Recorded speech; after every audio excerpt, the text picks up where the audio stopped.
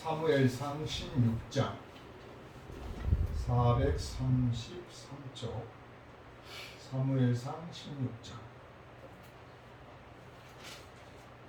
여호와께서 사무엘에게 이르시되 내가 이미 사울을 버려 이스라엘 왕이 되지 못하게 하였거늘 네가 그를 위하여 언제까지 슬퍼하겠느냐. 너는 뿔에 기름을 채워 가지고 가라.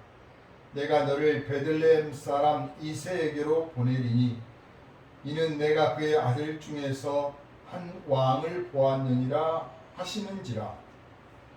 사무엘이 이르되 내가 어찌 갈 수 있으리까. 사울이 들으면 나를 죽이리이다 하니 여호와께서 이르시되 너는 암송아지를 끌고 가서 말하기를 내가 여호와께 제사를 드리러 왔다 하고 이새를 제사에 청하라. 내가 네게 행할 일을 가르치리니 내가 네게 알게 하는 자에게 나를 위하여 기름을 부을지니라. 사무엘이 여호와의 말씀대로 행하여 베들레헴에 이르매 성읍 장로들이 떨며 그를 영접하여 이르되 평강을 위하여 오시나이까. 이르되 평강을 위함이니라. 내가 여호와께 제사하러 왔으니 스스로 성결하게 하고 와서 나와 함께 제사하자 하고 이새와 그의 아들들을 성결하게 하고 제사에 청하니라. 그들이 오매 사무엘이 엘리압을 보고 마음에 이르기를 여호와의 기름 부으실 자가 과연 주님 앞에 있도다 하였더니 여호와께서 사무엘에게 이르시되 그의 용모와 키를 보지 말라. 내가 이미 그를 버렸노라. 내가 보는 것은 사람과 같지 아니하나니 사람은 외모를 보거니와 나 여호와는 중심을 보느니라 하시더라. 이새가 아비나답을 불러 사무엘 앞을 지나가게 하매 사무엘이 이르되 이도 여호와께서 택하지 아니하셨느니라 하니 이새가 산마로 지나게 하매 사무엘이 이르되 이도 여호와께서 택하지 아니하셨느니라 하니라. 이새가 그의 아들 7을 다 사무엘 앞으로 지나가게 하나 사무엘이 이새에게 이르되 여호와께서 이들을 택하지 아니하셨느니라 하고 또 사무엘이 이새에게 이르되 네 아들들이 다 여기 있느냐. 이새가 이르되 아직 막내가 남았는데 그는 양을 지키나이다. 사무엘이 이새에게 이르되 사람을 보내어 그를 데려오라. 그가 여기 오기까지는 우리가 식사 자리에 앉지 아니하겠노라. 이에 사람을 보내어 그를 데려오매 그의 빛이 붉고 눈이 빼어나고 얼굴이 아름답더라. 여호와께서 이르시되 이가 그니 일어나 기름을 부으라 하시는지라. 사무엘이 기름 뿔병을 가져다가 그의 형제 중에서 그에게 부었더니 이날 이후로 다윗이 여호와의 영에게 크게 감동되니라. 사무엘이 떠나서 라마로 가니라. 여호와의 영이 사울에게서 떠나고 여호와께서 부리시는 악령이 그를 번뇌하게 한지라. 사울의 신하들이 그에게 이르되 보소서 하나님께서 부리시는 악령이 왕을 번뇌하게 하온즉 원하건대 우리 주께서는 당신 앞에서 모시는 신하들에게 명령하여 수금을 잘 타는 사람을 구하게 하소서. 하나님께서 부리시는 악령이 왕에게 이를 때에 그가 손으로 타면 왕이 나으시리라 하는지라. 사울이 신하에게 이르되 나를 위하여 잘 타는 사람을 구하여 내게로 데려오라 하니 소년 중 한 사람이 대답하여 이르되 내가 베들레헴 사람 이새의 아들을 본즉 수금을 탈 줄 알고 용기와 무용과 구변이 있는 준수한 자라. 여호와께서 그와 함께 계시리이다 하더라.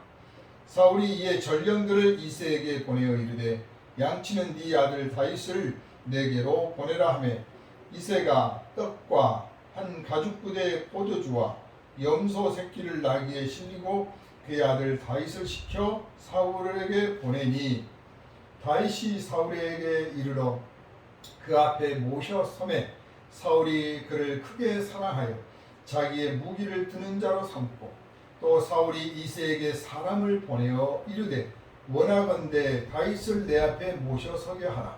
그가 내게 은총을 얻었느니라 하니라.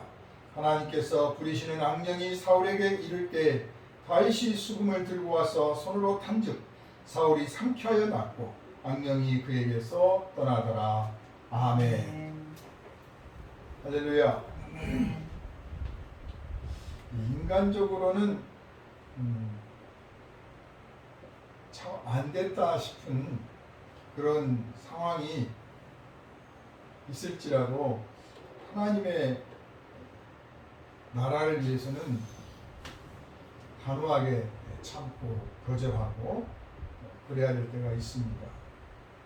초대교회 성도들이 순교를 당할 때도 참 인간적으로 생각하면 자식이 눈앞에서 죽는 모습을, 또 부모가 형제가 죽어가는 모습을, 친구가 끌려가서 고문당하는 모습을 보는 것은 괴로운 일입니다. 인간적으로.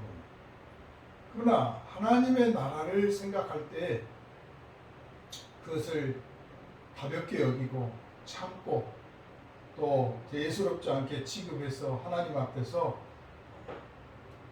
죽기를 자처했기 때문에 그들이 믿음을 지켰고, 사실 그분들의 그런 순교의 정신과 희생을 통해서 오늘 교회가 믿음을 지켜오고 또 전할 수 있게 된 것입니다. 때로는 그런 결단을 할 때가 있습니다. 그런 결심을 해야 되고 인간적인 정을 참 참아야 될 때가 있습니다. 하나님께서 사무엘에게 그 사울이라는 사람을 자신의 손으로 기름 부어서 왕을 삼았고, 그렇기 때문에 참 마음으로 애착이 있는 거죠. 사울이 아주 잘 나가고 있을 때 만났던 게 아니라 사실 아직 나이가 젊을 때 만나서 그를 왕으로 세웠다는 것 때문에 비록 하나님께서 왕됨을 거절하고 자기들이 좋아하는 왕을 세우기를 이스라엘 백성들이 원해서 그렇게 하긴 했지만, 그래도 자기의 손으로 기름 부어 왕 세운 사람이기 때문에 유달리 애착도 가고, 또 본문에도 이미 나와 있습니다만 사울이 키도 크고 용기도 있고 지혜도 있고 사람이 준수한 사람이었어요. 여러모로 인기를 끌만한 사람이었습니다. 사무엘은 참 이러저러해서 마음이 참 안타깝고 착잡합니다. 불쌍한 마음도 들고 좀 이제라도 돌이켜서 하나님 앞에 돌아오면 될 텐데 하는 그런 안타까운 마음도 있습니다. 그런데 하나님께서 사무엘을 꾸짖습니다. 언제까지 네가 그렇게 하겠냐. 그러니까 인간적인 정을 갖는 것은 가져야 되지만 이스라엘의 왕은 있어야 된다는 거죠. 이미 왕이 세워지기로 되었기 때문에 이제 그 일은 진행돼야 된다. 소위 말해서 공은 공이고 사는 사다.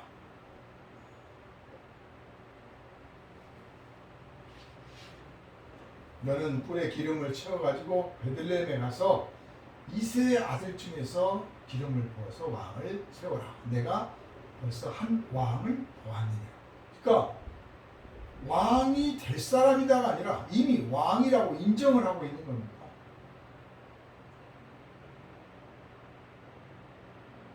사무엘은 참 하나님이 하시는 일이 참 놀랍구나 하고 느꼈을 것 같아요. 벌써 이미 왕을 찾아보자가 아니라 벌써 내가 한 왕을 보았다.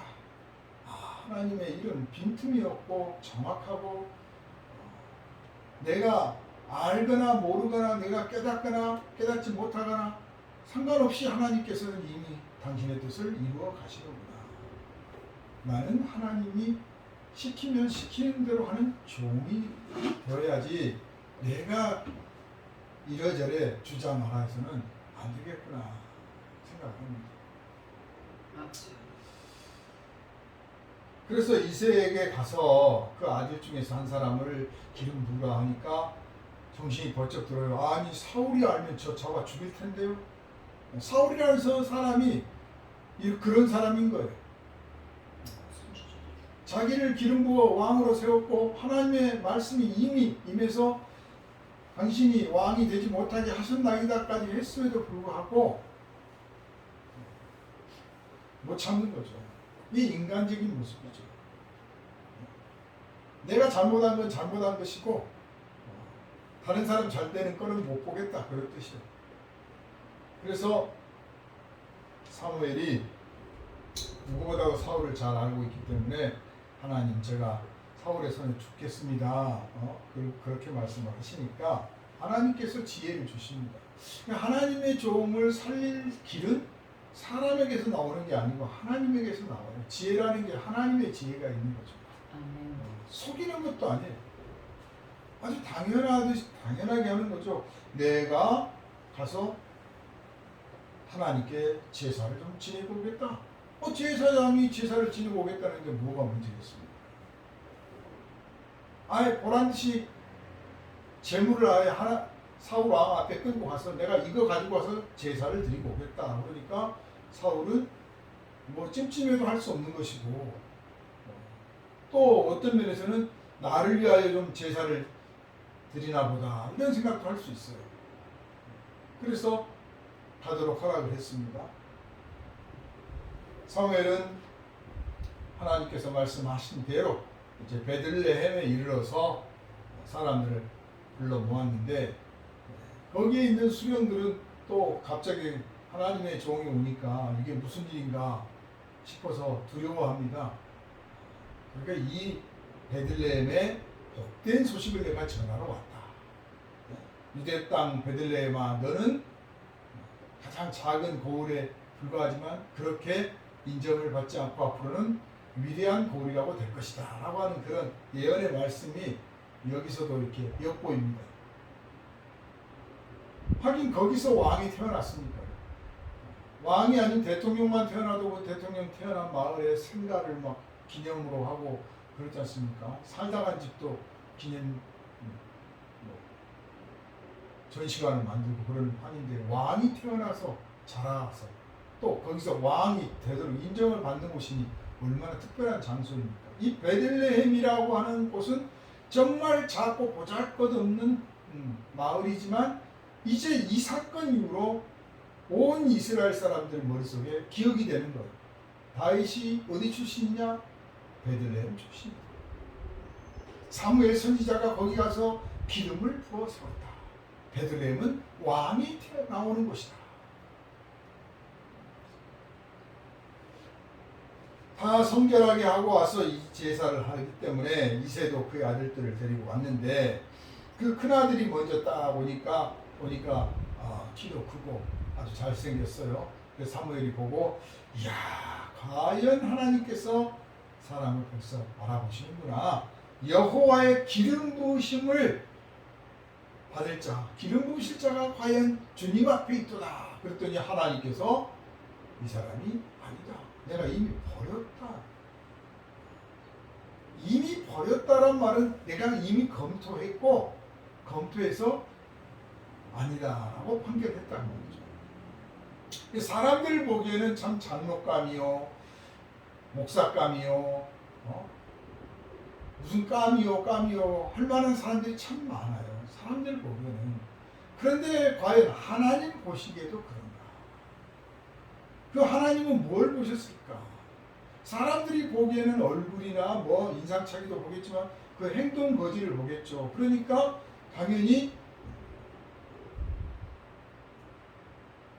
일반적인 평가를 말한다고 생각할 수 있습니다. 그 일반적인 평가로는 참 훌륭한 하나님의 종인데, 그 마음의 중심에 뭐가 들어있는지는 아무도 몰라. 자신도 잘 모를 때가 있어요. 하나님은 아시는 거예요. 하나님이 보실 때 이 사람은 아니다. 그만한 값은 아니야. 그냥 평범한 사람에 불과한 거예요. 네, 지도자로서, 리더로서 백성을 이끌고 갈 만한 사람은 아니다. 이런 사람이 하나님의 뜻을 저버리고 지도자가 되고 리더가 되면 본인의 인생도 고달뿐만 아니라 백성이 위험해지는 겁니다. 한때 잘 나갈 수도 있어요. 한때 보란듯이 성공한 어떤 업적을 이뤄 나갈 수도 있어요. 그러나 그 끝은 비참해지는 거예요. 사울이라는 사람이 왕이 되었다가 그 말로를 보십시오.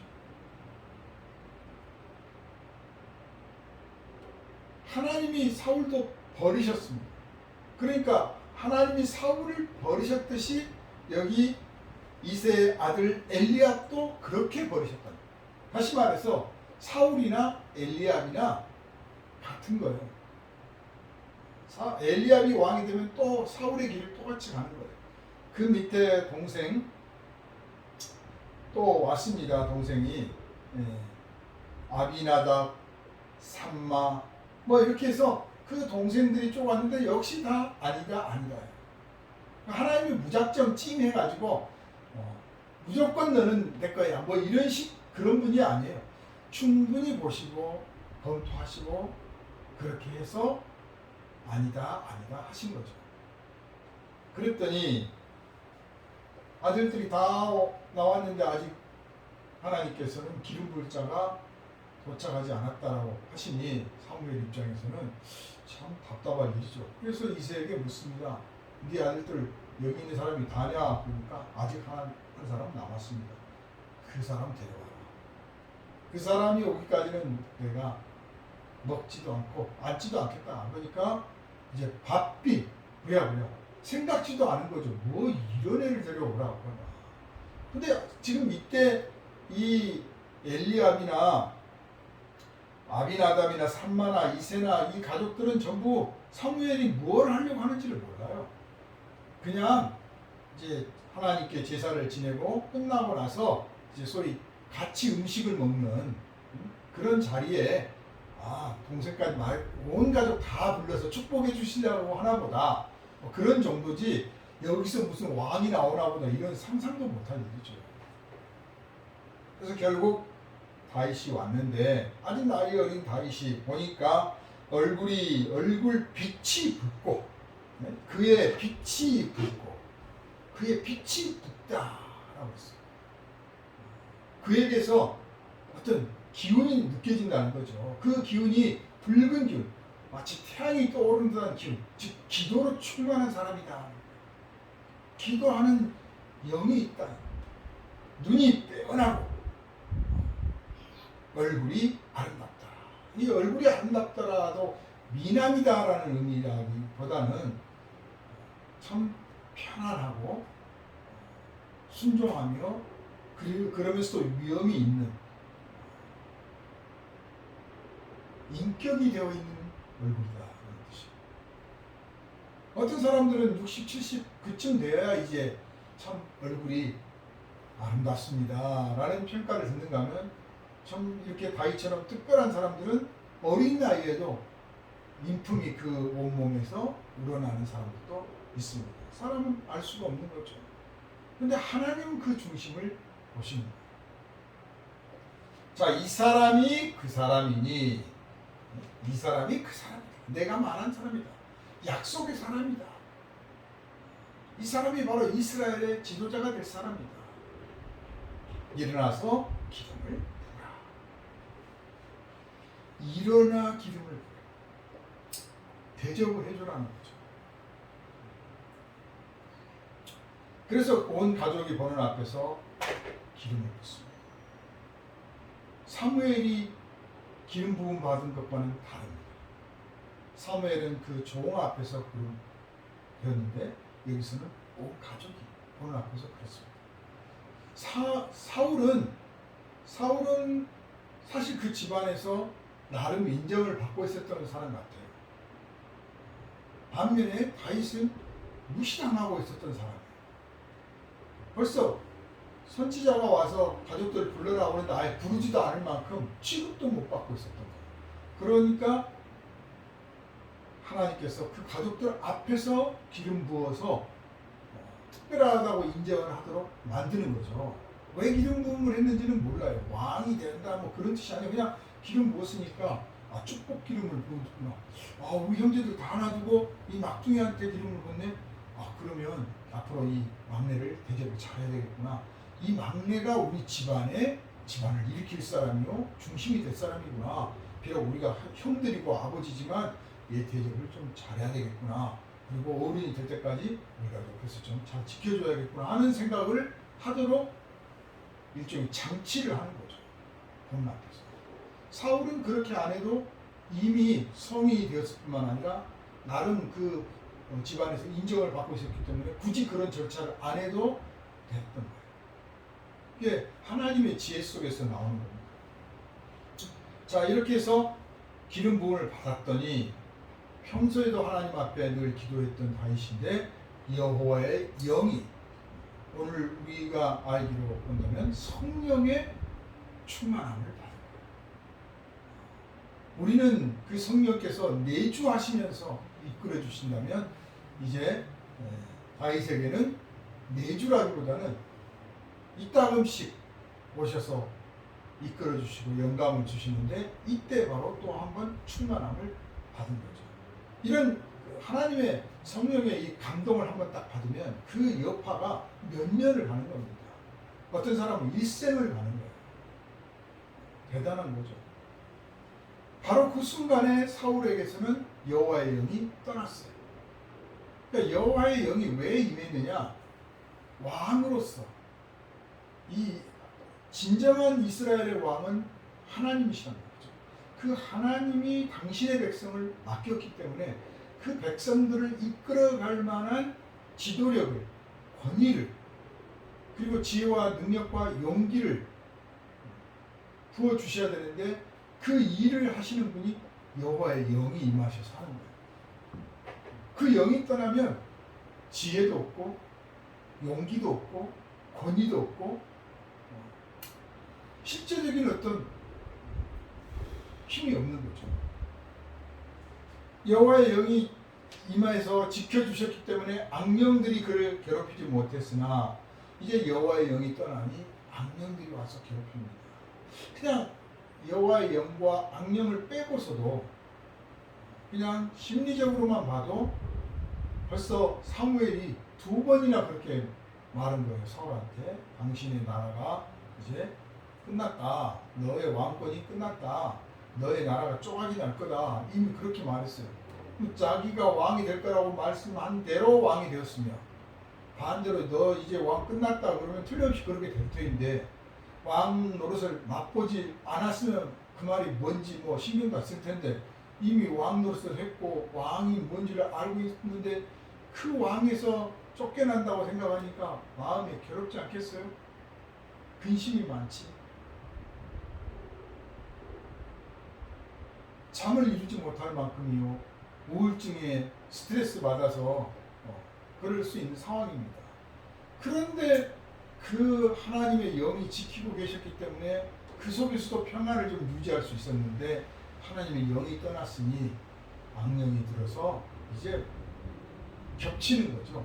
그러니까 인간의 정상적인 활동 속에서 나오는 범민과 괴로움과 또 우울증이나 슬픔이나 이런 것들이 얼마든지 있을 수 있고 그것이 깊으면 참 말할 수 없이 깊을 수 있는데 그것들을 하나님께서 함께 하시면 치료하기도 하고 막아주기도 하고 유지하기도 한단 말이에요. 반대로 악한 영이 거기에 개입하면 막 증폭이 돼서 엄청난 거죠. 그래서 사울이 몹시 번뇌합니다. 이게 소위 말해서 요즘식으로 말하면 뭐 불면증에 잠 못 자고 음식 맛도 없고 그리고 몸도 힘이 없고 뭐 아무런 희망도 없고 재미도 없는 거예요. 그래서 여기에서 제 이 신하들이 아이디어를 내는데 음악 치료 아이디어를 냅니다. 자, 왕 앞에서 아주 음악을 연주를 잘하는 사람이 있으면 그 음악을 들으면 좀 마음도 평안해지고 악령이 접근을 못하지 않겠느냐. 듣고 보니 또 그럴듯하지요. 그래서 그런 사람을 찾아오라 그랬더니 베들레헴 사람 이새의 아들이 그런 애가 있는데 정말 하나님이 함께 하신다. 그 애가 연주하는 음악을 들으면 사람들이 감동을 받고 하나님을 찬양하게 되더라는 거예요. 하나님 앞에 회개하고 감사하고 찬양하게 만들어주는 게 하나님과 함께하는 거고 하나님을 찬양하거나 감사하거나 회개하거나 그런 것 없이 그냥 뭐 기쁘거나 슬프거나 그러면 그냥 인간적인 재주인 거죠. 반대로 인생 뭐 별거 있어 하고 막 어떤 그 선정적이고 급진적인 감동을 일으킨다면 이건 악령이 함께하는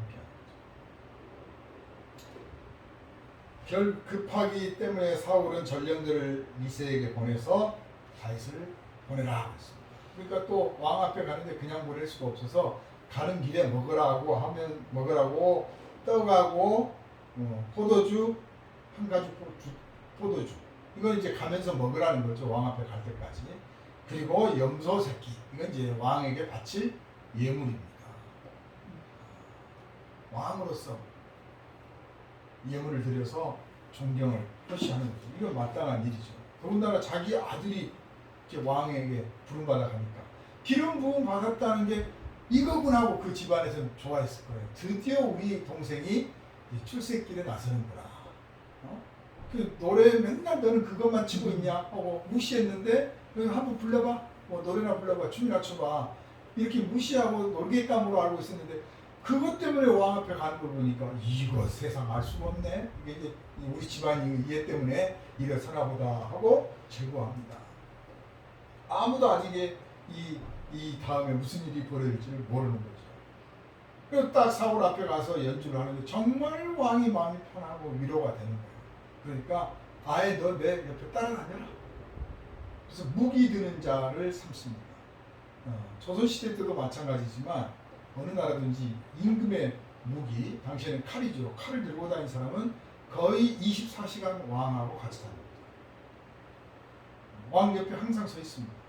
그리고 칼을 달라고 하면 그 왕의 권위를 나타내고 있는 거죠. 또 때로는 왕에게 칼을 건네기도 하지만 그 칼로 누구를 쳐라 그러면 그 자리에서 치는 권한도 갖고 있습니다. 아주 엄청난 권한이죠. 총애를 받고 있는 사람이요. 왕 옆에서 칼을 들고 있다는 것은 언제든지 왕을 또 시할 수 있는 사람이라는 뜻이기 때문에 왕이 가장 신임하지 않으면 할 수 없는 일이에요. 다윗은 이렇게 이제 갑자기 신세가 바뀌어서 왕을 모시는 사람이 되었고 실제로 악령이 이 다윗이 음악을 연주할 때 떠났다라고 성경은 기록합니다. 이렇게 하나님께서 일을 벌려가시는 과정을 보면 우리들이 생각하고 예상하고 우리들이 꾸며가는 일과는 전혀 다른 방향으로 가시는 걸 알 수 있어요. 극적인 어떤 사건이 일어나서 영웅이 등장하게 하고 막 이렇게 하는 게 아니고 아주 예상치 못한 곳에서 하나님의 일이 시작됩니다. 이럴 때 우리가 하나님이 참 정말 재밌는 분이시다. 우리 인생 가운데서도 그렇게 하시지 않겠느냐. 또 나를 그렇게 쓰실 때도 있었지 않느냐. 앞으로 그렇게 하시지 않겠느냐 생각한다면 참 마음이 여유로워지고 하나님 앞에 감사할 수가 있는 것입니다. 반대로 사울처럼 정말 자기 고집, 자기 생각, 자기 뜻밖에 몰라서 하나님의 세계를 저버리고 자기 주장대로다가 결국은 하나님 앞에 버림받아. 왕으로서 버림받는 거지 성도로서 버림받는 건 아니에요. 그냥 하나님의 백성은 여전한데 이제 왕의 권위를 상실하는 거죠. 참 그렇게 되지는 말아야겠다. 잘 쓰임 받고 너 훌륭하게 일을 잘 마쳤으니 착하고 충성된 종아 이제는 쉬어라. 이런 말씀을 드려야지. 너에게 일을 맡겼으나 잘 못했으니 너는 이제 그만해라. 이렇게 나오는 것은 참 안됐다 싶어요. 사울의 이런 모습은 우리 안에서 얼마든지 발견될 수 있는 신앙의 모습입니다. 이제 사울의 모습이 우리 신앙에서 제거되고 다윗의 모습들이 등장하기를 주님의 이름으로 축원합니다. 아멘. 거룩하신 주님께서 이 시간에도 우리와 함께 하시고 은혜 받게 하시니 감사드립니다. 아멘. 사울의 길을 따라가지 않고 하나님께서 인도하시는 길을 나가게 하여 주시되 사무엘이 참 인간적으로 아끼고 사랑하고 또 보살피려고 했으나 결국은 그 품을 떠날 수밖에 없었던 이 역사적인 사건들을 생각하면서 우리가 하나님 앞에서 어떤 삶의 태도를 보여왔던가, 우리의 걸음걸이는 어떠했던가 돌아보고 이제라도 걸음을 고쳐 하나님 기뻐하시는 삶의 모습으로 돌아서게 하여 주시옵소서. 우리를 원하신 예수 그리스도 이름으로 간절히 기도하옵나이다. 아멘.